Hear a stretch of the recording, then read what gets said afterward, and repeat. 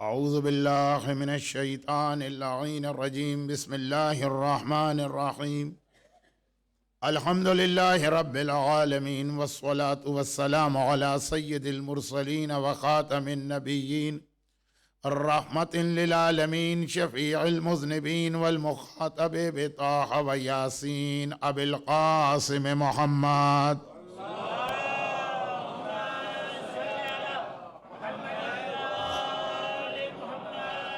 وآلہ وقطرتہ واہل بیتہ الطیبین الطاہرین المعصومین المظلومین المنتجبین المکرمین سیما علی الامام المنتظر والحجة الثانی عشر عجل اللہم لہ الفرج ولعنت اللہ علی اعدائہم اجمعین اما بعد فقد قال اللہ عز وجل فی کتابہ المبین وفرقانہ المتین وقرآنہ المجید بسم اللہ الرحمن الرحیم یا ایہا الذین آمنوا ان تنصروا اللہ ینصرکم ویثبت اقدامکم صلوات۔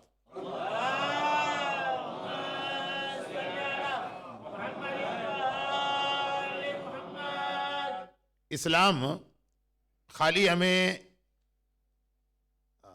ہمارے پرابلمز نہیں بتاتا بلکہ ساتھ میں اس کا سلوشن بھی دیتا ہے، اور پھر خصوصیت کے ساتھ ہم سے بار بار یہ کہا جا رہا ہے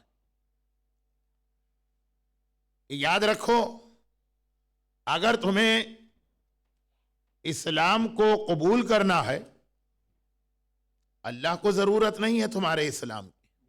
سورہ مبارکہ حجرات کی آخری آیت، خبردار اللہ پر احسان نہ جتانا کہ ہم اسلام لے کے آئیں، اللہ کو کوئی ضرورت نہیں، کہ تمہارے اپنے فائدے کے لیے ہے۔ اس اسلام پر عمل کرنے کا تم کو اس دنیا میں بھی فائدہ ہوگا اور آنے والی دنیا میں بھی، لیکن جب اس اسلام پہ عمل کرنا تو ایک بات کا خیال کرنا، اور وہ یہ ہے کہ ادخلوا فی السلم کافہ، اسلام میں مکمل اور کمپلیٹ داخل ہونا۔ یہ پالیسی نہیں چلے گی جسے 2 سال پہلے عشرہ زینبیہ کی ایک مجلس میں میں نے کہا تھا، دجال والی پالیسی، ادخلوا فی السلم کافہ، اسلام میں آؤ تو کمپلیٹ آؤ۔ یہ نہیں ہو کہ ہاف اسلام کو لیا ہے اور ہاف اپنے کلچر کو، اپنے انوائرمنٹ کو، جہاں پہ تم رہتے ہو وہاں کی ٹریڈیشنز کو۔ نہیں، اللہ کو ضرورت نہیں ہے تمہارے اسلام کی، یا کمپلیٹ اسلام میں آؤ، نکل جاؤ اسلام سے۔ اور قرآن کریم کا یہ پیغام کہ جب تمہیں اسلام میں کمپلیٹ آنا ہے تو بار بار یہ بتایا گیا کہ مینٹلی پریپیئرڈ ہو کے آؤ کہ تمہیں زحمتیں اٹھانا ہے، پرابلمز فیس کرنا ہے، ساری دنیا سے تمہیں فائٹ کرنا۔ اسلام اس رول کو مانتا ہی نہیں ہے کہ do at Rome as Romans do, جیسا ابھی برادر جعفر لاڈی کی تقریر مرجعیت کے حوالے سے تھی،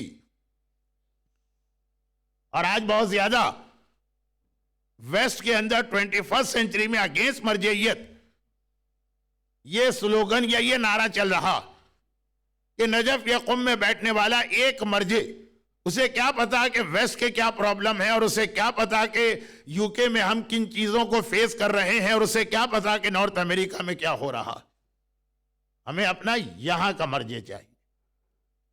اگر اس جملے کا مطلب یہ ہے کہ ہم اپنی کمیونٹی میں سے ایسے لوگوں کو بھیجیں جو اپنی ساری لائف ریلیجن کے لیے لگائیں اور پھر مرجعیت کو صحیح طریقے سے حاصل کریں، پروپیگنڈے کے زور پہ نہیں، کمیونٹی کی طاقت کی وجہ سے نہیں، جاہل ہو کر اپنے آپ کو مرجع نہ کہلوائے بلکہ واقعاً جینین مرجع ہو تو کوئی حرج نہیں۔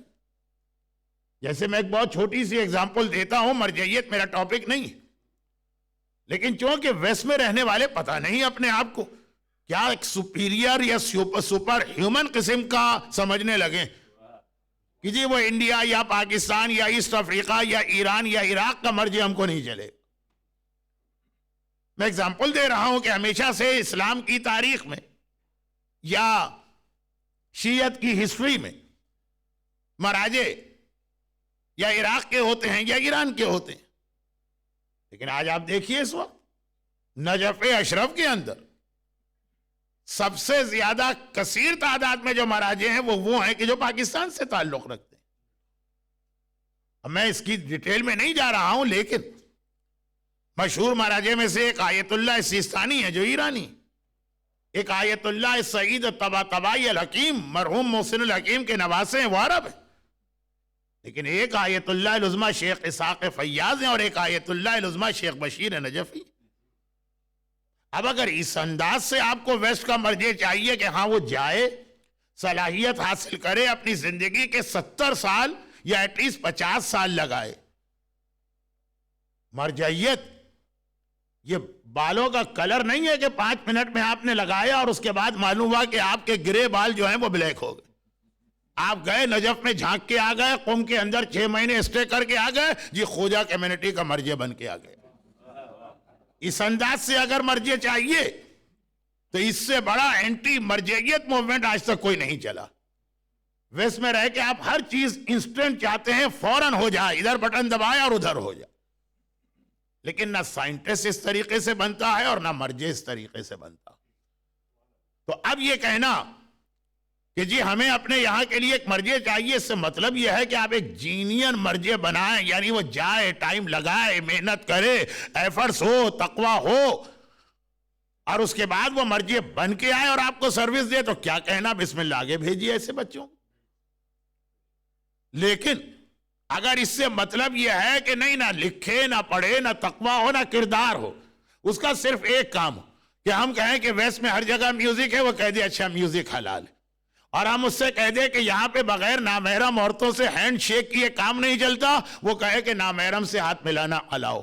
اور یہاں پہ ہم کہہ دیں کہ جی یہاں کے ماحول میں ہماری عورت حجاب نہیں کر سکتی، اسکارف نہیں پہن سکتی، وہ کہے ویسٹ میں حجاب اور اسکارف کی کوئی ضرورت نہیں ہے.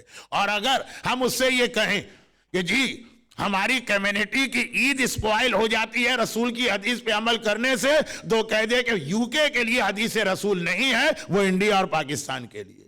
اگر یہ مطلب ہے آپ کا کہ جی ہمیں ویسٹ میں ایک ایسا مرجع چاہیے کہ جو بھی ہم کو اسلام سے پرابلم ہو وہ اسلام کو چینج کر کے ہمارے حساب سے بنا دے.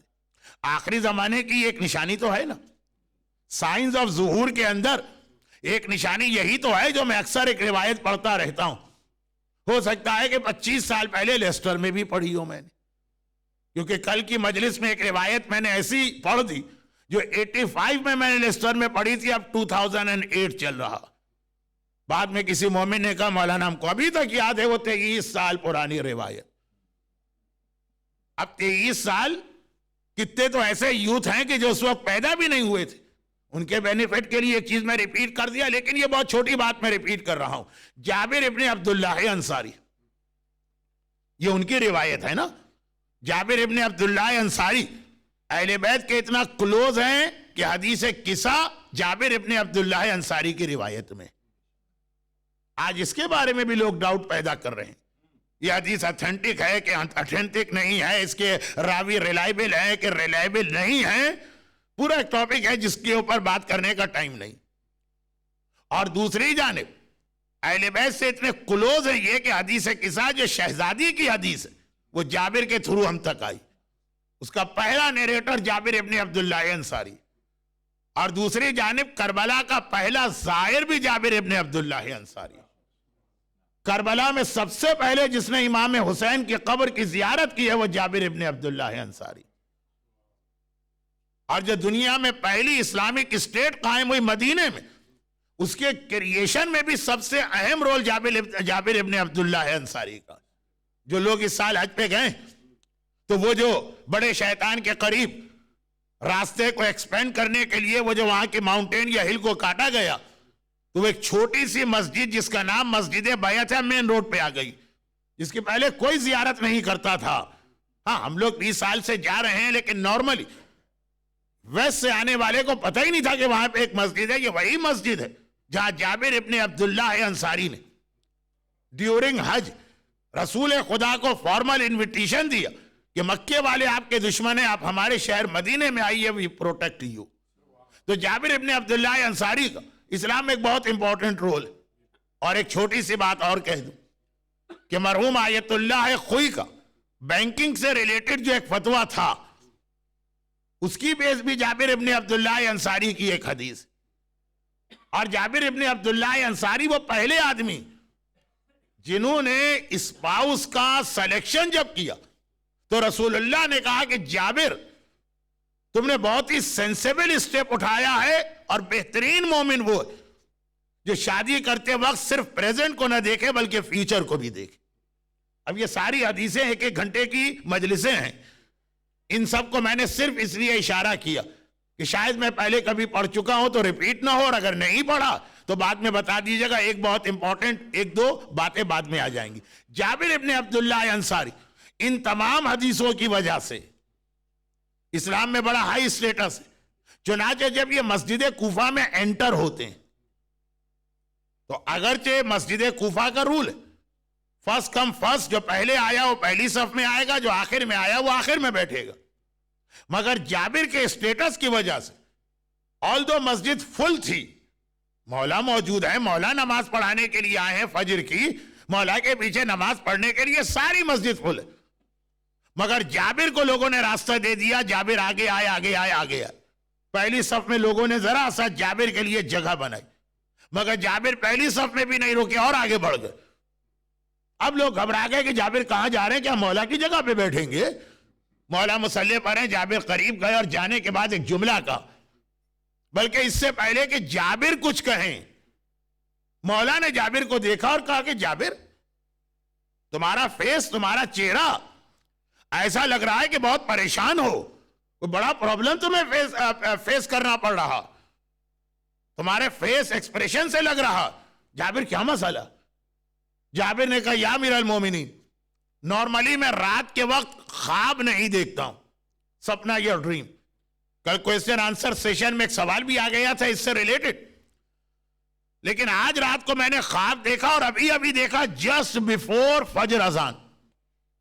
اور حدیثوں میں ہے کہ وہ خواب جو جسٹ بیفور فجر دیکھا جائے نارملی وہ ٹرو ہوتا.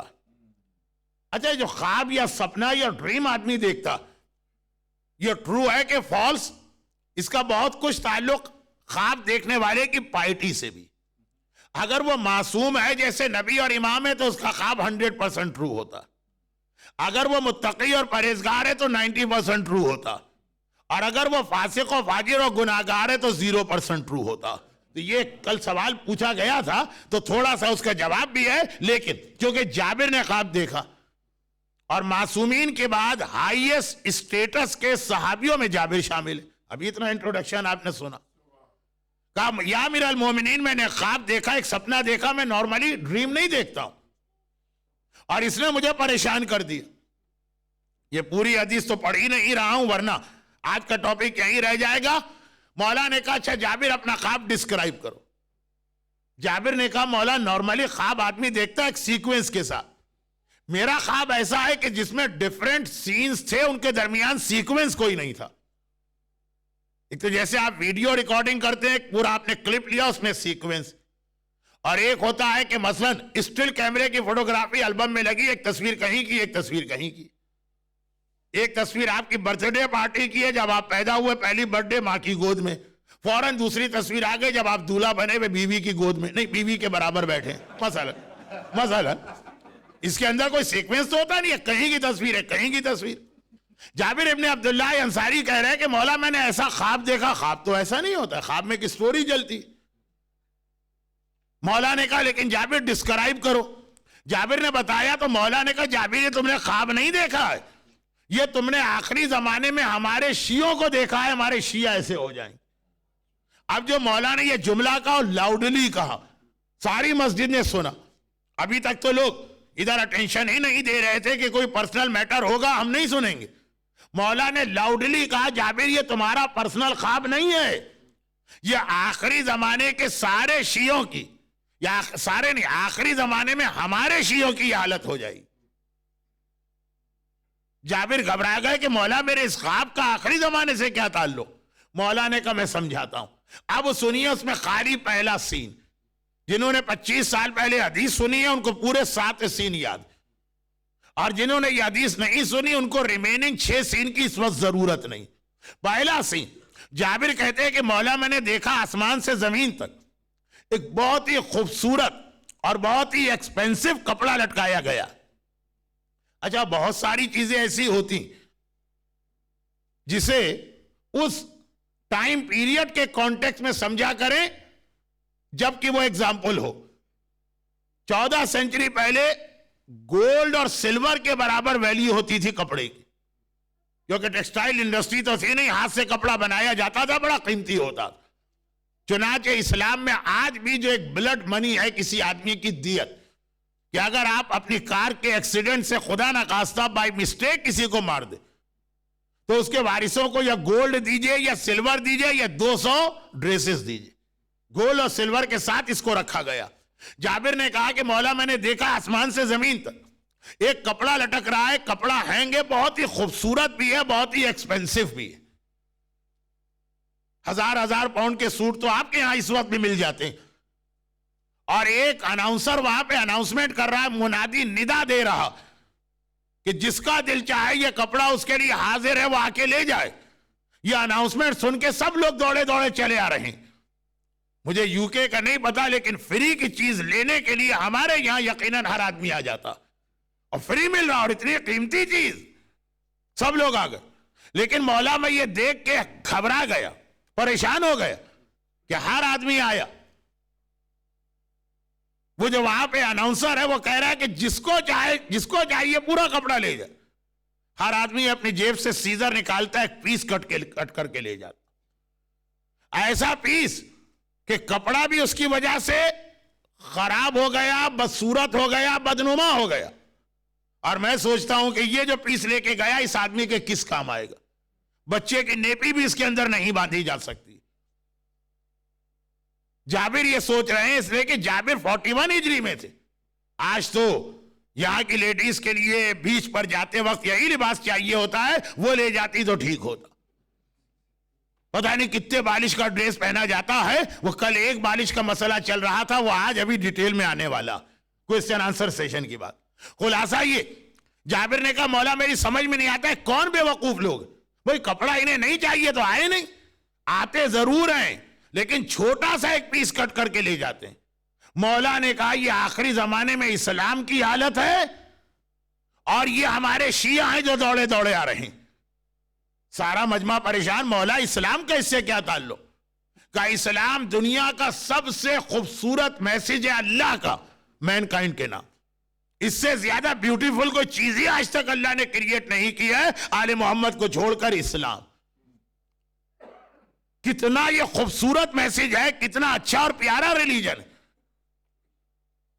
اور اللہ کی طرف سے یہ اعلان ہے جو چاہے اسلام پہ عمل کرے. اسلام خالی سیدوں کے لیے نہیں ہے, اسلام خالی خوجوں کے لیے نہیں ہے. کوئی بھی اسلام پہ عمل کرے وہ مسلمان بن جائے گا. لیکن آخری زمانے میں ہمارے شیعہ ایسے ہوں گے کہ پورا اسلام لینے کو کوئی تیار نہیں. ہر آدمی آئے گا اسلام سے ایک پیس کاٹ کے لے جائے گا جو اس کے لیے بھی بیکار ہے, اور اس کی وجہ سے اسلام بھی بدصورت نظر آئے گا. آج جو اسلام انڈر اٹیک ہے, آج جو اسلام پر اتنے سارے آبجیکشن ہو رہے ہیں, اس میں دشمنان اسلام کی اینیمیٹی بھی ہے, اور بعض مسلمانوں کی غلطیاں بھی ہے جس کی وجہ سے اسلام بدنام ہو رہا. یہ آج کا ٹاپک نہیں ہے, تو صرف میں نے ایک جملے کے لیے کہا کہ آخری زمانے میں پورا اسلام کسی کو نہیں چاہیے, وہ اسلام چاہیے جو اس کو سوٹ کر رہا ہو. بلکہ میں اکثر جب یہ روایت پڑھتا ہوں تو یہاں روک کے مرحوم آیت اللہ خوئی کا ایک ریفرنس ضرور دیتا ہوں. اور یہ کوئنسیڈنٹ ہے کہ برادر جعفر لاڈک کے لیکچر میں بھی مرحوم آیت اللہ خوئی کا تذکرہ ایک خاص کانٹیکس میں آیا مرجعیت کے, اور میں یہ بات کہہ رہا ہوں ایک اور کانٹیکس میں. لیکن بہرحال دونوں کی زبان پر اس عظیم فقیہ اور مرجع کا نام آ چکا جس کی مرجعیت کو زمانے کے امام نے اپنے سائنس آف ظہور میں شامل کیا تھا. کیونکہ پہلے اشرے میں نارملی میں ظہور امام کے حالات پہ بات نہیں کرتا ہوں, اس لیے کوئی ڈیٹیل میں نہیں جا رہا ہوں. لیکن بہرحال مرحوم آغا خوئی کی مرجعیت کو امام زمانہ نے اپنے سائنس آف ظہور میں شامل کیا تھا. بہت ایک انٹرسٹنگ اور ڈیٹیل روایت ہے. واپس آ جائیے اصل ٹاپک پر کہ پاکستان میں آج سے تقریباً برادر جعفر لاڈک 47 ایئرز پہلے کی بات کر رہے ہیں، میں 37 ایئرز پہلے کی بات کر رہا ہوں، جب میں اسٹوڈنٹ تھا پاکستان کی حوزہ علمیہ میں. تو پاکستان کے اندر بعض اثناعشری شیعہ حضرات نے ایک بینک بنایا ہوا تھا، اور بینک تو رن کرتا ہے انٹرسٹ کے اوپر، جو نہ صرف یہ کہ اسلام میں حرام ہے بلکہ یہ اونلی گناہ ہے جس کے لیے قرآن نے کہا. حدیث میں تو بہت سخت ورڈنگ آتی ہے نماز کے لیے، شراب کے لیے، مگر قرآن کے اندر اتنی سخت ورڈنگ صرف ایک انٹرسٹ کے لیے آئی کہ اگر تم سود لیتے یا دیتے ہو تو گویا اللہ اور اس کے رسول سے میدان میں نکل کے جنگ کر رہے ہو، اللہ اور رسول کے خلاف تم جنگ کر رہے ہو. اور اب مومنین کرام نے انٹرسٹ بیس بینک بنایا. مسئلہ ہر دور میں ایک تھا کہ نان مسلم سے انٹرسٹ لے سکتے ہیں، مسلمان سے نہیں لے سکتے. تو ایک آرگومنٹ، ایک ڈیبیٹ کہ بھائی یہ اسلام کیسا مذہب، نان مسلم کو آپ فائدہ پہنچا رہے ہیں اور اپنے مسلمان بھائی کو کوئی فائدہ نہیں پہنچا رہے. اور اس کے بعد یہ بات ہوئی کہ بھائی مومن نے یہ بینک بنایا، اس سے مومنین کی اکنامی بھی بہت اچھی ہو رہی، لوگوں کو جاب بھی مل رہے ہیں، لوگوں کو لون بھی مل رہے ہیں اپنے مومن بھائیوں. اچھا، مومن کی مدد اسلام میں کتنی بڑی نیکی. ہائیسٹ اسٹیٹس پر جس چیز کو قرآن نے رکھا ہے وہ ہے مومن کی مدد. پوچھا گیا امام سے کہ مولا جنت میں جانے کا ایزیسٹ وے کیا ہے؟ کہا صاحبان ایمان کی مدد کرو. بلکہ اس کے بعد ایک جملہ امام نے کہا، کل خلق مشتاق الی الجنہ والجنت تشتاق الی اربع. پوری دنیا جنت چاہتی ہے اور چار ایسے نیکی کرنے والے کہ جنت اس کو محبت ہے کہ یہ میرے اندر انٹر ہو.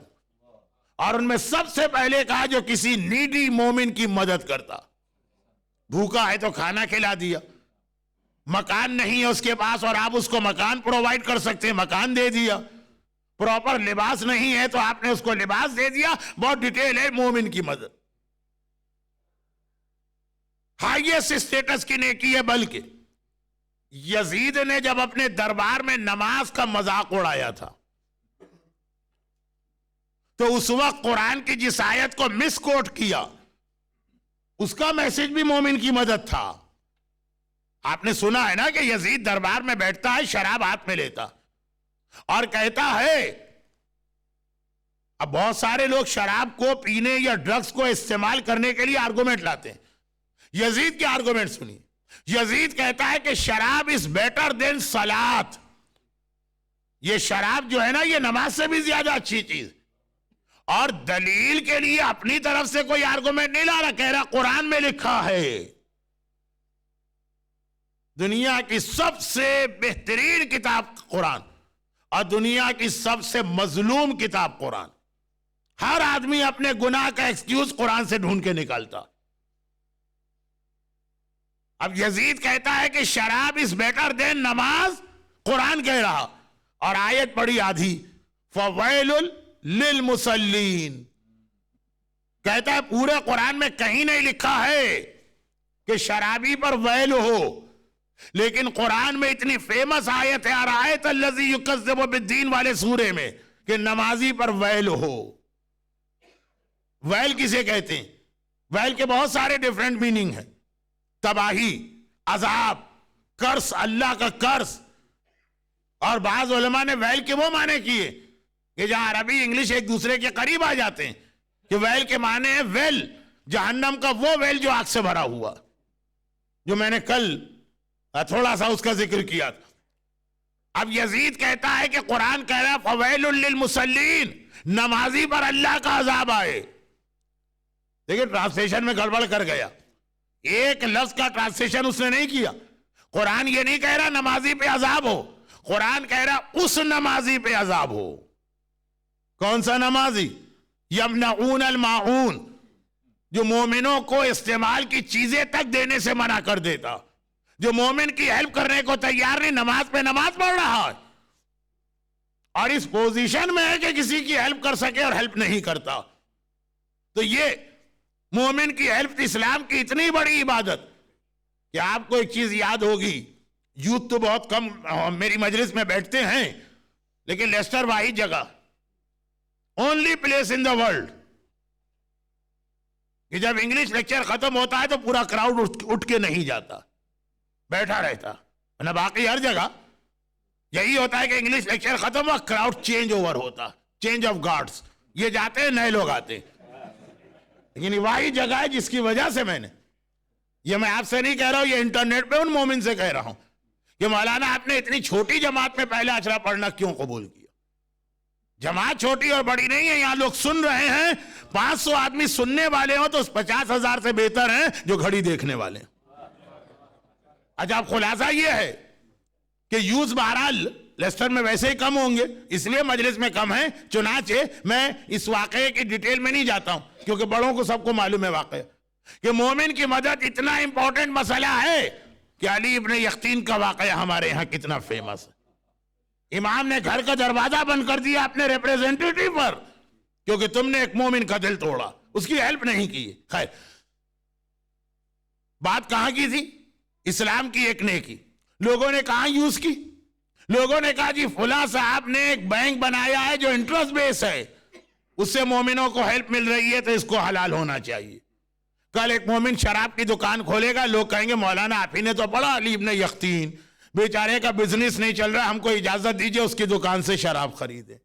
پرسوں ایک مومن جو ہے ڈرگ سپلائی کرنے لگے گا، لوگ کہیں گے مولانا بیچارہ دیکھیے پیچھے رہ جا رہا ہے بزنس میں، وہ فلاں نان مسلم ڈرگ سپلائر بہت آگے نکلا جا رہا ہے، مومن کی ہیلپ کا بہت ثواب ہے، ہمیں پرمیشن دیجئے کہ ہم جا کے اس کی ہیلپ کریں۔ خود مرزا حسین نوری نے اپنی ایک بہت ہی امپورٹنٹ کتاب میں یہ جملہ کوٹ کیا کہ روایت میں آیا کہ مومن کا دل خوش کرنا اتنی بڑی نیکی ہے۔ تو ایک صاحب پہنچ گئے کہ جی وہ فلاں عورت مجھے گناہ کے لیے بلا رہی ہے کہ مجھے کس کرو، اگر میں نہیں کروں گا اس کا دل ٹوٹے گا، اس لیے میں وہاں پہ جا رہا ہوں۔ یہ واقعہ میں نے بہت سینسر کر دیا اس لیے کہ آج محرم کی وہ بڑی تاریخیں شروع ہو گئی۔ تو ہر جگہ ہر چیز جو ہے، ہر دلیل اس کی اپنی ایک پاور ہوتی ہے، اس سے زیادہ وہ نہیں چلتی۔ اب لوگ آرگومنٹ کر رہے ہیں۔ اچھا میری ابھی بہت ہی ارلی ایج ہے، میں حوزے میں پڑھ رہا ہوں، نالج تو ہے نہیں، میں نے کھٹ سے یہ مسئلہ اسی طرح لکھ کے آغا خود کو بھیجوا دی کہ ایک مومن نے انٹرسٹ کے اوپر بیس کرتے ہوئے بینک بنایا، اتنے مومنوں کو ہیلپ مل رہی ہے اس بینک سے، کسی کو لون مل رہا ہے، کسی کو جاب مل رہا ہے، اتنے پرابلم سالو ہو رہے ہیں، تو اس کو تو آپ جائز قرار دیں۔ اب اتنے بڑے مرجے کے پاس 14 سال کے ایک بچے کا ایسا کڈش قسم کا سوال پہنچا، لیکن جواب بڑا سیریس آیا۔ جواب یہ آیا کہ کرائیٹیریا یہ نہیں ہے کہ مومن کیا کرتا، کرائیٹیریا یہ ہے کہ اسلام کیا کہتا۔ مومن کو اسلام کے مطابق اپنے آپ کو بنانا ہے، اسلام مومن کے مطابق نہیں بنے گا کہ جس نے یہ کیا تو اسلام ایسا ہو جائے۔ اور پھر جب انہوں نے ریئلائز کیا کہ یہ سوال کسی بچے نے بھیجا، اس وقت میری یہ 14 سال کی تھی، اندازہ ہو گیا، تو انہوں نے نارملی مرجع یس یا نو کہتا ہے، ایگزامپل نہیں دیتا۔ یہاں پہ پھر مجھے سمجھانے کے لیے ایک ایگزامپل بھی دی۔ دیکھیں یہاں تک کا جواب تو ہر ایک کے لیے ہے، چھوٹے اور بڑے کے لیے، کہ کرائیٹیریا اسلام ہے، کرائیٹیریا مومن نہیں ہے۔ مومن کو اکارڈنگ ٹو اسلام ہونا چاہیے، اسلام اکارڈنگ ٹو مومن نہیں بنے گا۔ انہوں نے کہا اب سنو، مومن اور اسلام کا وہ رشتہ ہے جو پانی کا اور برتن کا رشتہ ہوتا، وہ رشتہ نہیں ہے جو کپڑے کا اور پہننے والے کا رشتہ ہوتا۔ پانی اور برتن کا رشتہ کیا ہے؟ مومن ہے پانی، اسلام ہے برتن۔ پانی کی خاصیت یہ کہ اس کو جس برتن میں ڈالو پانی ویسا بن جائے گا، برتن سے نہیں کہے گا کہ جیسا میں ہوں ویسے تم بن جاؤ۔ پانی کو جگ میں ڈالو جگ کی شیپ آ جائے گی، پانی کو گلاس میں ڈالو گلاس کی شیپ آ جائے گی، پانی کو بکٹ میں ڈالو بکٹ کی شیپ آ جائے گی۔ تو جس وقت اسلام جو کہے گا مومن اپنے آپ کو چینج کر کے ویسا بناتا جائے گا۔ یہ رشتہ نہیں ہے جو کپڑے کا اور پہننے والے کا ہوتا ہے کہ آپ کپڑا لے کے ٹیلر کے پاس گئے اور کہا کہ میری ہائٹ دیکھو، میرے بدن کو میجر کرو، یہ کپڑا میری فٹنگ کے مطابق سی کے دو۔ اسلام ٹیلر میڈ نہیں ہے کہ شرابی کو شراب کی اجازت مل جائے اور سود کھانے والے کو سود کی اجازت مل جائے اور بے حجاب عورت کو بے حجابی کی اجازت مل جائے۔ اسلام تمہاری نیڈز کے مطابق چینج نہیں ہوگا، تمہیں اپنے آپ کو اسلام کے مطابق چینج کرنا ہے۔ اور یہی کربلا کا سب سے بڑا میسج تھا۔ یزید کہتا ہے جیسا میں ہوں ویسا اسلام ہو جائے، اگر میں شراب پیتا ہوں تو اسلام میں شراب کی پرمیشن نکل آئے، اور اگر میں نامحرم عورتوں سے ریلیشن رکھتا ہوں تو اسلام میں اس کی پرمیشن نکل آئے، اور اگر مجھے گانا پسند ہے اذان پسند نہیں ہے، یہ بھی تو اسی کی پوٹری ہے نا، کہ اے سنگر اتنا گانا گا، اتنا گانا گا۔ گانا لوگ سنتے ہیں انٹرٹینمنٹ کے لیے، وہ کہتا نہیں، انٹرٹینمنٹ نے کلیننگ کے لیے اتنا گانا گا کہ میرے کان کلین ہو جائیں۔ اس میں پرابلم کیا ہے؟ کہا مؤذن نے اذان دے دے کے میرے کانوں کو گندا کر دیا ہے، اتنا گانا سنا کہ میرے کان کلین ہو جائیں۔ یہ یزید والا اسلام ہے کہ جو میں چاہتا ہوں اسلام میرے من کے مطابق ہو جائے، اور وہ حسین والا اسلام ہے کہ جو اسلام ہے ویسا ہی تمہیں ہو جانا ہے، چاہے do at Rome as Romans do نہیں چلے گا، چاہے تم اکیلے رہ جاؤ، سنگل آؤٹ ہو جاؤ، سارا معاشرہ تمہارے اگینسٹ، ساری کمیونٹی تمہارے اگینسٹ، سارے مسلمان تمہارے اگینسٹ، ساری امت تمہارے اگینسٹ، تم اکیلے رہ جاؤ، تب بھی اسلام کو نہ چھوڑنا، اسلام کو چینج نہ کرنا۔ یہ حسین کا پیغام ہے۔ تو دیکھیے آج 21 سینچری میں تو یہ چیز بہت امپورٹنٹ ہو گئی، کیونکہ do as at Rome as Romans do, جیسا دیس ویسا بھیس۔ مجھے اردو بولنا چاہیے، میں اردو لیکچر دے رہا ہوں کہ ویسا بن جاؤ جہاں پہ ہو۔ تبھی تو ہمارے بچے کہتے ہیں ویسٹ میں ہمیں ویسٹ والا مرجے چاہیے، اور اس کے بعد پھر ویسٹ کی بھی کلاسیفیکیشن ہوگی۔ کینیڈا والے کہیں گے انگلینڈ کا مرجع نہیں چلے گا ہمارے لیے۔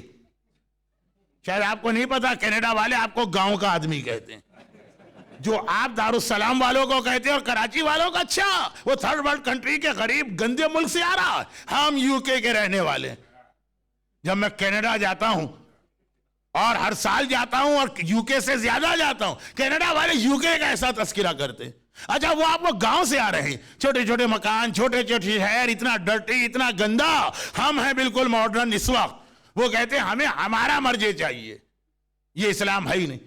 اسلام وہ ہے کہ ایسٹ میں بھی وہی رہے گا، ویسٹ میں بھی وہی رہے گا، 14 سینچری پہلے بھی وہی ہے، آج بھی وہی ہے، دنیا میں بھی وہی ہے۔ آپ آؤٹر گیلیکسی میں چلے جائیں تب بھی اسلام یہی اسلام رہے گا، واجبات یہی واجبات رہیں گے، حرام یہی حرام رہے گا۔ کس کے لیے آپ ایک نیا اور ماڈرن مرجع ڈھونڈ رہے ہیں؟ لیکن مرجع میرا ٹاپک نہیں۔ حسین کا پیغام یہ کہ یہ جو لوگ کہتے ہیں نا کہ مولانا آج اسلام پہ عمل کریں تو نکو بن جاتے ہیں، سوسائٹی میں الگ ہو جاتے ہیں، کمیونٹی قبول نہیں کرتی، تو نان مسلم کیسے قبول کریں گے؟ یہ آج کا پرابلم نہیں ہے۔ 61 ہجرہ میں 1400 سال پہلے حسین اور اصحاب حسین کو بھی یہی ٹیسٹ دینا پڑ رہا تھا۔ اکیلے تھے حسین، کوئی ساتھ دینے کو تیار نہیں ہے۔ ابھی آپ جس اینیمیٹڈ فلم کا ایک کلپ دیکھ رہے تھے، مسلم ابن عقیل کے واقعے تک دکھایا گیا نا، 40,000 مسلم کے ہاتھ پہ بیعت کرتے یا 22,000، اور آخر میں مسلم اکیلے رہ جاتے، کوئی مسلم کا ساتھ دینے والا نہیں۔ حسین کربلا کے میدان میں حل من ناصر ینصرنا کی آواز بلند کریں، ایک اور ابن یزید ریاحی کے علاوہ اور کوئی نہ آیا حسین کا ساتھ دینے۔ تو کربلا کس چیز کا نام ہے؟ حسین نے کمپرومائز کر لیا، حسین نے بات مان لی، حسین نے کہا اچھا چلو میں کمپرومائز نہیں کرتا لیکن سائلنٹ بیٹھ جاتا ہوں۔ نہیں، کربلا 61 ہجری کی ہو کہ 21 سینچری کی، جو اسلام ہے اس پہ عمل کرنے الگ رہ جاؤ تو کوئی بات نہیں، بلکہ جتنا لوگ تمہارا مذاق اڑائیں گے، جتنا لوگ تمہارے اگینسٹ ہو جائیں گے۔ ہمارے یہاں تو اس سے بڑے پرابلم ہوتے ہیں۔ ایسی لڑکی کی شادی نہیں ہوتی ہے جو اسکارف کرنے والی، پہننے والی۔ ایسے نوجوان کو کوئی بیٹی دینے کو تیار نہیں ہوتا جو زیادہ واجبات اور حرام و شریعت کی بات کرتا۔ تعریف سب کرتے بڑا متقی اور پرہیزگار ہے، لیکن رشتہ کوئی نہیں کرے گا۔ تعریف سب کرتے واہ کیسی بچی ہر جگہ حجاب پہن کے جاتی ہے، تو آپ اپنے لڑکے کی شادی کر لیں۔ نہیں ہو پھر پرابلم ہو جائے گا، خاندان میں آئے گی تو کبھی برتھ ڈے پارٹی پہ اعتراض کرے گی، تو کبھی شادی پہ اعتراض کرے گی، تو کبھی سوشل گیدرنگ پہ اعتراض کرے گی۔ اور تقریباً یہی مور اور لیس ہماری کیفیت امام کے بارے میں بھی ہے۔ خالی اپنے کمیونٹی ممبرز نہیں، امام کے بارے میں بھی ہماری یہ حالت ہے۔ دور سے بہت تعریف کرتے ہیں، امام علی کتنے اچھے، امام حسین کتنے اچھے، امام زمانہ کتنے اچھے، لیکن اگر وہ ہمارے زمانے میں ہوتے، خدا معلوم 1% لوگ ان کا ساتھ دیتے یا 0.5%۔ ذرا سوچئے امام زمانہ آئیں گے تو کیا ہوگا، ذرا سوچئے۔ آج مجھے کچھ مجلس نہ پڑھنے دیجئے، خود آپ سوچئے، کیا ہر ایک کو حجاب نہیں کرنا پڑے گا؟ کیا ہر ایک کو حرام میوزک کو نہیں چھوڑنا پڑے گا؟ کیا ہر ایک کو اپنے پیرنٹس کا حق نہیں ادا کرنا پڑے گا؟ امام زمانہ کے آتے ہی سارے نرسنگ ہوم بند ہو جائیں گے، پیرنٹس تمہاری ذمہ داری ہے تمہیں ان کا خیال کرنا۔ کیا امام آئیں گے تو اس کے بعد بزنس میں یہ فراڈ نہیں بند کرنا پڑے گا؟ یہ جو بھائی کا حق، بزنس پارٹنر کا حق زارہ مارتے سب ختم ہو جائے گا۔ دور سے بڑے اچھے لگتے ہیں امام زمانہ۔ ایک بہت ہی امپورٹنٹ واقعہ ہے جو میں کل پڑھوں گا، اس لیے کہ آج اب اتنا وقت نہیں رہا، آغا بیبہانی کا، کہ ہم اور آپ امام کے لیے تڑپ رہے ہیں۔ امام آ جائے تو ہمارے لیے ظہور امام ایک قسم کا بیک فائر یا اینٹی کلائمیکس ہو جائے گا۔ تو اب یہ بات تو خیر کل آئے گی، اب اتنی سی بات سنی کہ اگر اکیلے رہ جاؤ، لوگ تمہارے اگینسٹ ہو جائیں تو یہ پرابلم نہیں ہے۔ دیکھیے ایک کھلاڑی، ایک پلیئر اولمپکس میں میڈلز جیت کے آتا ہے، وہ آسان نہیں ہوتا، اس میں بھی اس کو کتنی زحمت اٹھانا پڑتی، کتنی پریکٹس کرنا پڑتی، کیسا ٹف کمپٹیشن ہوتا ہے۔ اس کے بعد اولمپکس کے گولڈ میڈل کتنے فخر سے دکھائے گا ہر ایک کو، جنریشن میں چلتے ہیں کہ ہمارے دادا یہ گولڈ میڈل جیت کے آئے۔ میدان جنگ میں ایک سپاہی بہترین طریقے سے جنگ کر کے آیا، جو جرنیل ورنیل نپولین، کتنے زخم انہوں نے اپنی باڈی پہ کھائے، لیکن یہ زخم سپاہی کے لیے آنر ہوتے ہیں، یہ اس کے لیے گولڈ میڈل ہوتا ہے۔ مومن کے لیے یہ گولڈ میڈل سے کم نہیں ہے کہ اس کی داڑھی کی وجہ سے کسی نے اس کا رشتہ ٹھکرا دیا، اور اس کے اسکارف کی وجہ سے کسی نے اس سے شادی کرنے سے انکار کر دیا، اور اس کے میوزک سے اپنے آپ کو دور رکھنے اور ریفرین کرنے کی وجہ سے فرینڈ سرکل نے اس کو اپنے میں سے نکال دیا۔ یہ ساری چیزیں آپ کا گولڈ میڈل ہیں۔ قیامت کے دن یہ اس طرح چمکیں گی جیسے 14ویں رات کا چاند چمکتا۔ عبداللہ ابن جاش، ایک سوال یہ ہے کہ آخر عبداللہ ابن جاش نے کون سا ایسا بڑا کارنامہ انجام دیا کہ رسول اللہ نے ان کو پریفیئر کیا باقی 70 مسلمانوں پر؟ یہاں پہ مجھے تھوڑا سا اس جملے کو پہلے ایکسپلین کرنا پڑے گا، پھر میں واقعہ سناتا ہوں۔ مدینہ منورہ زیارتوں کی بہت اہمیت۔ ہمارے پاس تو ایک حدیث ہے کہ رسول اللہ نے فرمایا کہ جو حج کرے اور میری زیارت نہ کرے فقط جفانی، وہ مجھ پہ ظلم کر کے جا رہا، حج نہیں کر رہا ہے، مجھ پہ ظلم کر رہا۔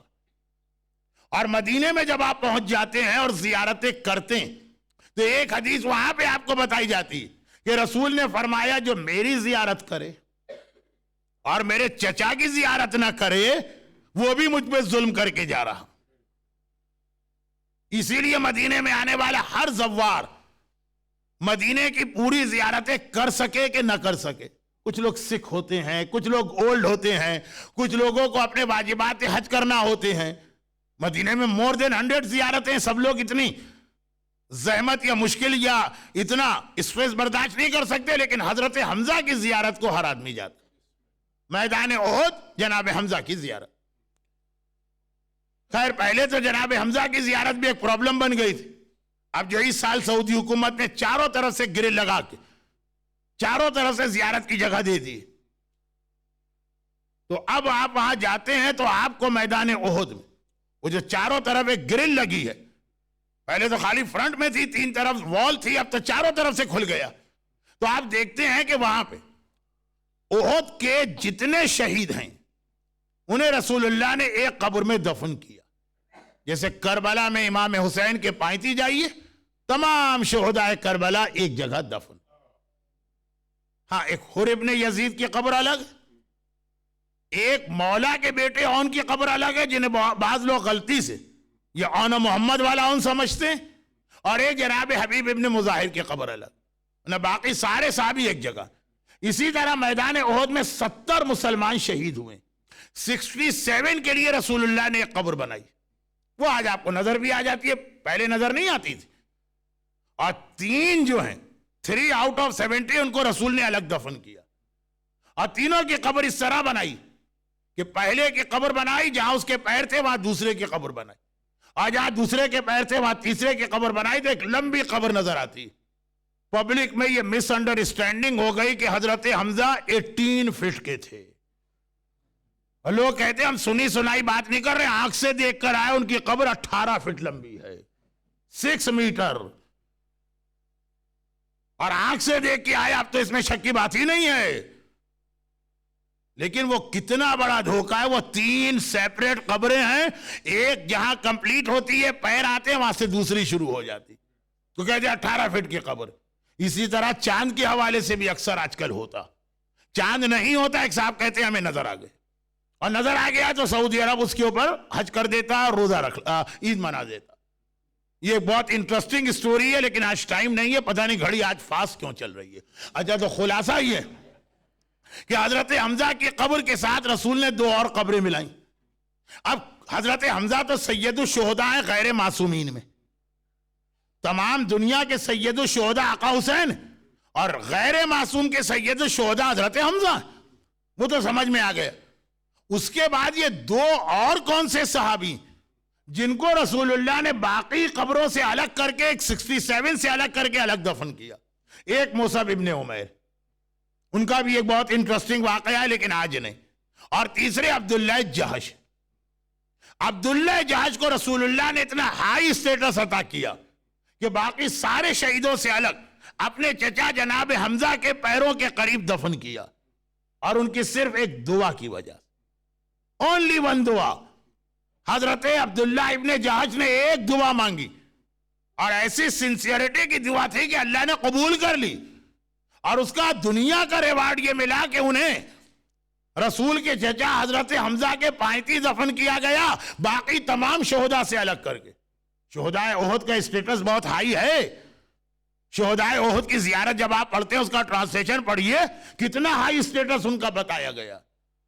اور جو میں نے پہلی مجلس میں ایک جملہ کہا تھا, یہ اونلی زیارت ہے مدینہ مکے کی جس میں لعنت آئی ہے قاتلوں پر, اور یہی وہ بحث کرتے ہیں میدان احد میں سعودی عرب کا جو ریلیجس ڈپارٹمنٹ, کہ لعنت کیوں بھیج رہے, رسول اللہ نے تو ان کو بعد میں معاف کر دیا, جس کا ریپلائی میں دے چکا ہوں. خلاصہ یہ کہ عبداللہ جہش ایک دعا, وہ دعا کیا تھی, یہ تقریباً 3 دن پہلے میں نے آغا لباسانی کا واقعہ پڑھا تھا, اس سے سملر بات ہو رہی ہے. دعا یہ تھی کہ جب احد کی جنگ سٹارٹ ہوئی تو عبداللہ جہش نے ایک جملہ کہا تھا, دعا, اے اللہ اپنے دین کو تو بچانے والا, میں میدان میں جاؤں گا تو میں یہ نہیں سمجھ رہا ہوں کہ میں اسلام کو بچا لوں گا, اسلام کو تو بچائے گا جس طرح سے چاہے, میں تو میدان میں جا رہا ہوں اس لیے تاکہ شہید ہوں. خدا بندہ میری دعا یہ ہے کہ میری باڈی کے جتنے پیسز میدان میں ہو سکیں, 70, 80, 100, 200, جتنے زیادہ تیر و تلوار میرے جسم پہ لگیں, جتنی میری باڈی کے پیسز ہوں, جتنے زیادہ پین مجھے اٹھانا پڑے, میں یہ چاہتا ہوں تاکہ قیامت کے دن جب تیرے سامنے جاؤں تو اپنے 70 پیسز کو لے کے جاؤں کہ خدا بندہ تیرے دین کی خاطر میں نے اتنی بڑی قربانی دی. آدمی اول تو اسلام کے لیے کوئی قربانی دینے کو تیار نہیں, اور سیکریفائز کرے تو کوئی آسان سی سیکریفائز ہو, تکلیف نہ ہو. اور وہ کہتے ہیں میرا جسم کٹ انٹو 70 پیسز, 70 پیسز میں تقسیم ہو جائے تاکہ اسلام کے لیے میرا سیکریفائز سب سے بڑا ہو جائے. احد کی لڑائی ختم ہوئی تھی تو عبداللہ جہش جو رسول کے فرسٹ کزن ہیں, ان کی ماں رسول اللہ کی پھوپھی تھی, ان کی باڈی 70 پیسز میں نظر آئی, اور رسول نے کہا اللہ نے اس کی دعا قبول کر لی ہے, چنانچہ اس کو اتنا ہائی سٹیٹس دیا ہے کہ ریمیننگ شہداء احد کے ساتھ دفن نہیں کروں گا, اسے اپنے چچا کے ساتھ دفن کروں گا. کون چچا؟ جس پہ رسول ایسا روئے کہ یہ کہہ کے روئے کہ ارے میرے چچا کا کوئی ماتم نہیں کر رہا, ان کے برابر ان کو دفن کیا. تو مومن کے لیے تو ایک بہت بڑا یہ آنر ہے, بہت بڑا یہ آپ کے لیے, گویا آپ کو ایک میڈل ملا ہے, گویا آپ کو اسلام کا نوبل پرائز ملا ہے. اگر آپ دین پہ عمل کریں اور آپ کی کمیونٹی آپ کے اگینسٹ ہو جائے, اگر آپ دین پہ عمل کریں اور آپ کی فیملی آپ کے اگینسٹ ہو جائے, اگر آپ دین پہ عمل کریں آپ کی وائف آپ کے اگینسٹ ہو جائے, اگر آپ ریلیجن پہ عمل کریں آپ کا ہسبینڈ آپ کے اگینسٹ ہو جائے, مومن تو اسے گھبراتا نہیں ہے. اس کے سامنے آقا حسین کی ایگزامپل ہوتی ہے, ساری دنیا ایک طرف, سب نے یزید کی بیعت کر لی, حسین نے کہا میں اکیلا ہوں مگر میں یزید کی بیعت نہیں کروں گا کیونکہ ہی از رانگ. یہ ہر مومن کو 21 سینچری میں میسج ملا اسلام کی طرف سے, مگر اس کے لیے یہ بہت ضروری ہے کہ آدمی کے پاس ریلیجن کی اتنی نالج تو ہو کہ اسے یہ پتا چلے کہ رائٹ کیا ہے رونگ کیا. بعض مومنین کو میں نے دیکھا ہے کہ اپنی ساری فیملی سے جہاد کرتے ہیں, لیکن جس پوائنٹ پہ جہاد کرتے ہیں وہی اگینسٹ اسلام ہوتا, کیونکہ ہمارے یہاں ریلیجن کی اتنی نالج لوگوں کے پاس نہیں ہے. چنانچہ کل کوئسچن آنسر کے سیشن میں ایک مسئلہ آ گیا تھا, کیونکہ وہ مسئلہ بہت زیادہ لوگوں کو کنفیوز کر گیا, اس لیے میں آج کی مجلس میں بہت ہی شارٹ اس کا جواب دے رہا ہوں. اور وہ یہ ہے کہ یقیناً لیسٹر ہو کہ انگلینڈ ہو, لندن ہو کہ پیٹر برو ہو کہ برمنگم ہو, یہاں آپ کے مکانات بہت چھوٹے چھوٹے ہیں. ہاں کینیڈا میں لوگوں کے پاس بڑے بڑے مکان ہیں, نارتھ امریکہ میں بڑے بڑے مکان, یہاں مکان آپ کے پاس بہت چھوٹے ہیں. یہ دنیا کے مکان کی بات کر رہا ہوں, جنت میں انشاءاللہ بڑے بڑے محل آپ کو ہی ملیں گے. اگر اس چھوٹے مکان میں آپ ریلیجن لے کے آ گئے تو جنت کا بڑا محل آپ کے لیے, اور جو بڑے مکان میں ریلیجن نہ لا سکے جہنم کا بڑا محل ان کے لیے. اب آئیے واپس لیڈیز اور جینٹس نماز پڑھنے کا مسئلہ. ایک بار پھر, ٹائم نہیں ہے کہ میں پورا مسئلہ بتاؤں, ایک مرتبہ پھر اس جملے کو ریپیٹ کر دوں کہ اس میں 3 فتوے ہیں. امام خمینی کے فتوے میں لیڈیز اور جینٹس کی نماز میں کوئی ڈسٹنس کی کنڈیشن نہیں. لیڈیز اور جینٹس اس طرح بھی نماز پڑھ سکتے ہیں کہ باڈی سے باڈی ملی ہوئی ہو, ماں بیٹا ہے, بھائی بہن ہے, شوہر بیوی. اور آغائے خوئی اور آغائے خامنائی کے فتوے میں ایک بالش کا ڈسٹنس لازم ہے, لیکن ایک بالش کا ڈسٹنس آپ نے مینٹین کیا. بالش میں یہ انگوٹھے سے لے کے چھوٹی انگلی تک بالش کا ڈسٹنس مینٹین کرنا لازم. یہ ایک بالش مینٹین کر لیا تو لیڈیز جینٹس کی ایک ہی کمرے میں نماز صحیح. لیکن آغا سیستانی فرماتے ہیں کہ لیڈیز اور جینٹس اگر ایک جگہ نماز پڑھ رہے ہیں, درمیان میں ایٹ لیسٹ 15 فیٹ کا فاصلہ ہونا چاہیے, تقریباً 5 میٹر. ایٹ لیسٹ 15 فیٹ کا فاصلہ عورت اور مرد کے بیچ میں ہو تو نماز پڑھی جا سکتی ہے کمرے میں, چاہے شوہر بیوی ہو, چاہے ماں بیٹا ہو, چاہے باپ بیٹی ہو, چاہے بھائی بہن. انلیس یہ کہ مرد آگے ہو عورت پیچھے ہو تو نو ڈسٹنس ریکوائرڈ, نو ڈسٹنس ریکوائرڈ اگر مرد آگے اور عورت پیچھے. لیکن اگر سائیڈ بائی سائیڈ ہے یا عورت آگے مرد پیچھے, مرحوم آغائے خوئی ایک بالش. آغائے خمینی کی نگاہ میں نماز پڑھنے میں ڈسٹنس کا کوئی مسئلہ ہی نہیں, لیکن آغائے سیستانی کا یہ نظریہ کہ 15 فیٹ ہو. اب اس مسئلے کا سلوشن کیا ہے؟ 15 فیٹ کا تو پورا مکان ختم ہو جائے گا آپ کا, یا آپ کو فٹ پاتھ پہ نماز پڑھنا یا آپ کی وائف کو فٹ پاتھ پہ نماز پڑھنا. نہیں, یہ مسئلہ ہے کمرے کا. اگر دوسرے کمرے میں چلے گئے تو کوئی ڈسٹنس نہیں. ایک روم کی بات ہو رہی ہے, اگر بیچ میں وال آ گئی تو پھر اس کے دوسری طرف نماز پڑھی جا سکتی ہے, چاہے خالی 1 فٹ کا فاصلہ ہو. لیکن سلوشن کیا ہے اگر ایک ہی کمرے میں نماز پڑھنا ہو؟ سلوشن نمبر 1, جو لوگ کبھی آغائے خوئی کی تقلید کر چکے ہیں اس مسئلے میں وہ آغائے خوئی کے مسئلے پر باقی رہ سکتے ہیں, باقی رہیں. سلوشن نمبر 2, جنہوں نے کبھی آغائے خوئی کی تقلید نہیں کی, یعنی وہ ینگسٹر جو آغائے خوئی کے انتقال کے بعد 92 کے بعد تقلید میں آئے, ان کے لیے سلوشن یہ ہے کہ آغائے سیستانی نے اس میں احتیاط واجب لگائی. احتیاط واجب میں آپ کے لیے یہ رائٹ ہے کہ آپ سیکنڈ مرجے کی بات مان سکتے ہیں, اور سیکنڈ مرجے ایک بالش کے فاصلے کے بعد نماز کو الاؤ کرتے ہیں. یہ 2 میں سے ایک سلوشن آپ کو رکھنا. اگر آپ آغائے خوئی کے بعد تقلید میں آئیں کہ یا تو ڈسٹینس مینٹین کریں, اور یا یہ سوچے کہ چونکہ اس میں آغائے سیستانی نے کلیئر کٹ فتویٰ نہیں دیا. اب بہت امپورٹنٹ یہ مسئلہ ہے کہ جہاں آپ کا مرجع احتیاط واجب لگا ہے وہاں پہ آپ کو لینینسی تو مل جاتی ہے سیکنڈ مرجع کی بات ماننے کے لیے, لیکن یہ کنڈیشن ہے کہ سیکنڈ مرجع ڈھونڈے اور اس کا فتویٰ معلوم کریں. کل میں نے کئی ایگزامپل دی تھی, لیکن باقی ایگزامپل پریکٹیکل نہ تھی. یہ کسی کا سوال اتنا پریکٹیکل ہو گیا کہ صبح سے اب تک مسلسل فون پہ فون آ رہے ہیں, مولانا کیسے نماز پڑھے. تو آغائے سیستانی اگر فتویٰ دے دیتے تو 2 ہی طریقے تھے نماز کے, یا روم ڈیفرنٹ ہو یا ایک ہی روم میں ہو تو ٹائم ڈیفرنٹ ہو. پہلے مرد پڑھ لے پھر عورت پڑھے, پہلے عورت پڑھے پھر مرد. لیکن چونکہ آقا سیستانی نے احتیاط واجب لگائی, اس لیے اس کے اندر ایک اور آسان سلوشن کہ ایز اٹ از جیسے آپ لوگ نماز پڑھتے آئے پڑھتے رہیے, دل میں بس یہ خیال آ جائے کہ احتیاط واجب میں سیکنڈ بیسٹ مرجے کی بات مان رہا ہوں. دیکھیں یہ جو چیز ہے کہ آدمی ریلیجن پہ عمل کرنا چاہتا, اگنورنس جو ہے اس سے وہ عمل کو غلط کروا دیتی. بلکہ کتنے ہی ایسے کیسز ہیں کہ آدمی شیطان سے بچنا چاہتا ہے, حرام کو ایوائڈ کرنا چاہتا, شریعت کو عمل کرتا ہے کتاب دیکھ کر, لیکن ہاف نالج کی وجہ سے بجائے اس کے کہ وہ شیطان سے بچے, وہ شیطان کے ہاتھ میں اور پھنس جاتا.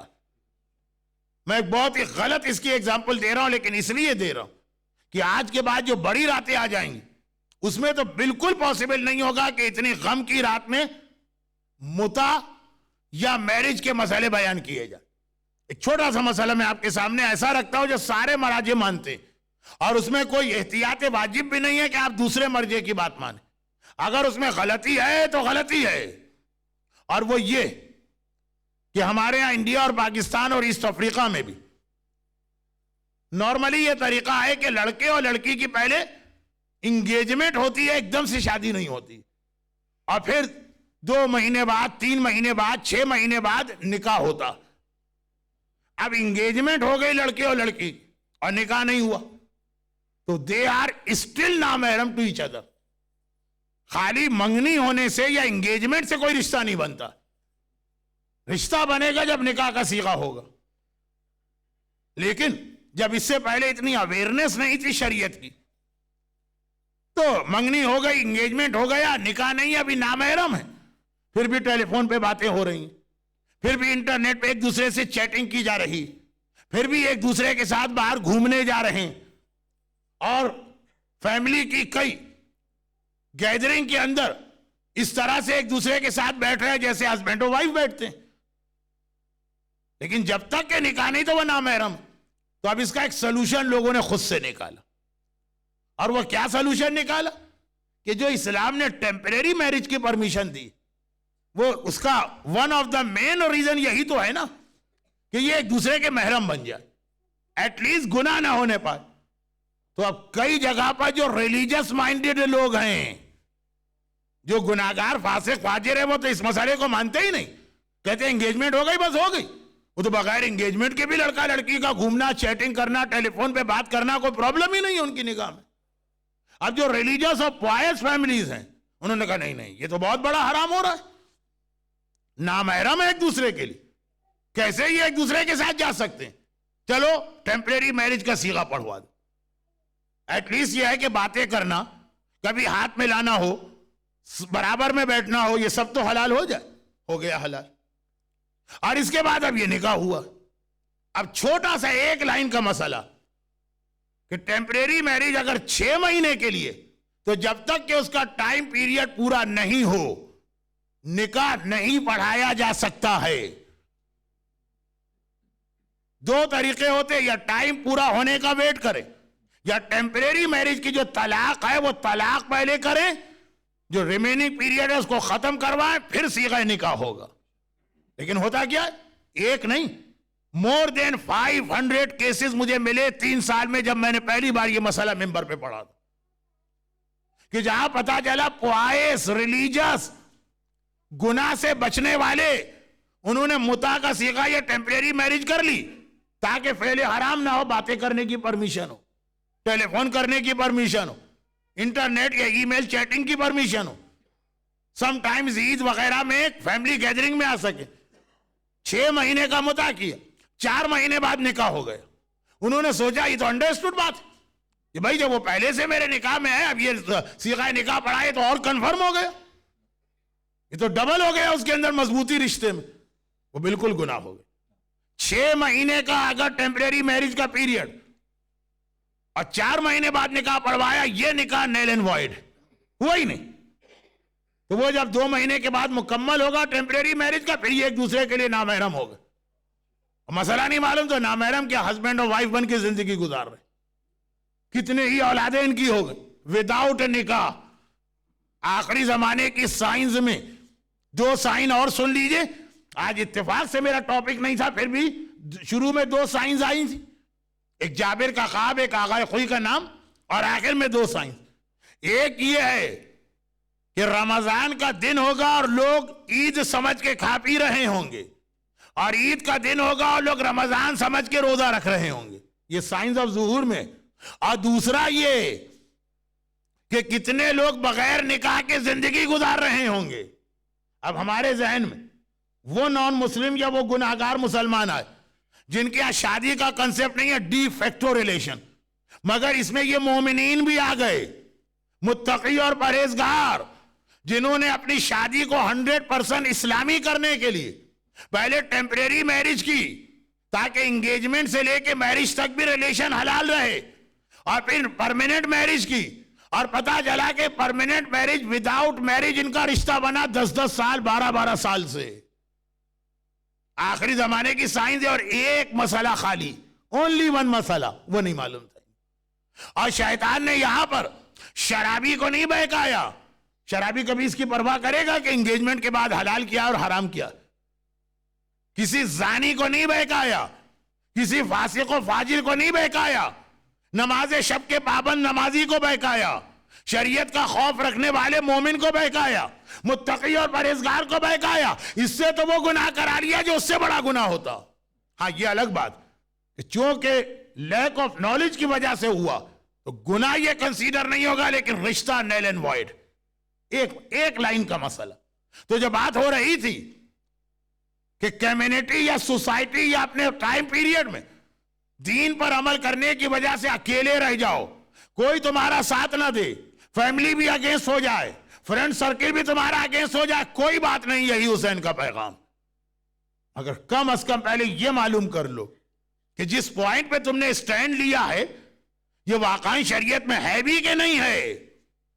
مجھے یہ بھی یاد ہے کسی لیسٹر میں، اب مجھے یہ یاد نہیں کون مومن تھے، کتنی مجھ سے بحث کی تھی آج سے 20 سال پہلے، اور ناراض سے ہو گئے تھے جب میں نے یہ بتایا تھا کہ عورت حجاب میں چہرہ کھول سکتی اور ان کی وائف چہرہ کور کرتی تھی. پتہ نہیں کون مومن تھے، لیکن بہت لمبی بحث ہوئی تھی. یہاں تک اس کا خلاصہ تھا کہ آپ یہاں تبلیغ کرنے آ رہے ہیں کہ لوگوں کو بہکانے آ رہے ہیں. ٹھیک ہے عام عورتیں حجاب نہیں کرتی، لیکن آپ تو صحیح مسئلہ بتائیے. وہ اتنا سخت مجھ سے ناراض، اتنا آرگومنٹ اور ڈیبیٹ اس مسئلے پر جو اسلام کے اندر تھا بھی نہیں. وہی مرحوم آغا خوئی کی احتیاط واجب تھی. احتیاط واجب تو کہتے ہی اس کو ہے کہ سیکنڈ مرجے کی بات مانو. تو پہلے اتنی نالج ہو کہ پتا چلے کہ جس مسئلے پر آپ اسٹینڈ لے کے اکیلے ہو رہے ہیں آپ ہی غلط نکلے، دنیا میں بھی آپ کا نقصان ہوا اور قیامت میں بھی نقصان ہو. یہی وجہ کہ کربلا کے جہاد میں ہر جگہ حسین نے جہاد سے پہلے خطبہ دے کر لوگوں کو اویئرنیس دلائی. لِيَسْتَنْقَذَ عِبَادَكَ مِنَ الْجِهَالَةِ. زیارت 40 میں آقا حسین کے لیے ہم کہتے ہیں مولا آپ نے لوگوں کو لیک آف نالج اور اگنورنس سے بچایا، کیونکہ جہاں اگنورنس آ جائے گی وہاں شریعت پہ عمل کرنے والا بھی شیطان کو فالو کر رہا. جگہ جگہ حسین نے یہ اگنورنس کو دور کیا، اپنے ساتھیوں کی بھی، لیکن وہاں اگنورنس نہیں تھی، اور لشکر یزید کی بھی. حسین یہ ایکسکیوز بھی کسی کو نہیں دینا چاہ رہے تھے جو ہمارے اکثر لوگ بنا لیتے ہیں، ہمارے یہاں بھی لوگ بناتے ہیں. چلے مولانا کی مجلس ہو رہی ہے، انہیں کہا اوہو نان سینس، پتہ نہیں لیسٹر کی جماعت کس مولانا کو پکڑ کے لے آئی جس کو مجلس پڑھنا بھی نہیں آتی. وہ ایک گروپ ہے آ بھی نہیں رہا. ایک دوسرا ہے کہے کہ نہیں یہ باتیں تو ٹھیک کرتے ہیں، لیکن اگر ان کی مجلس میں جاؤ گے سن لو